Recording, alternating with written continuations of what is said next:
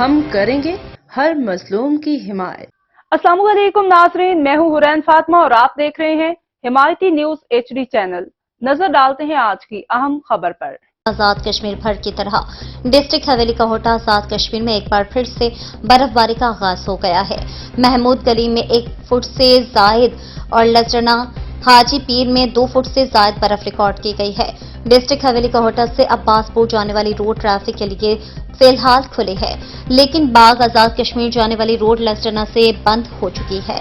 محکمہ سیاحت اور ڈسٹرکٹ حویلی کا ہوٹا انتظامیہ نے درہ حاجی پیر اور لچرنا کے راستے حویلی، نیلفری اور نیسا پیر آنے والے سیاحوں کو سفر کرنے سے روک دیا ہے۔ برف باری کے باعث ڈسٹرکٹ حویلی کا ہوٹا میں سردی کی شدت میں ایک بار پھر سے مزید اضافہ ہو گیا ہے۔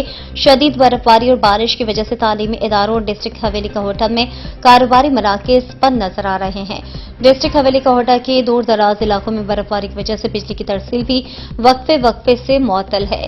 محکمہ برقیات بجلی کی ترسیل بحال کرنے اور محکمہ شرار ڈسٹرکٹ حویلی کا ہوٹا کو ملانے والی سڑکوں کو بحال کرنے میں مصروف عمل ہے۔ مسلسل بارش اور شدید برف باری کی وجہ سے معلوماتی زندگی مفلوج ہو کر رہ گئے ہیں۔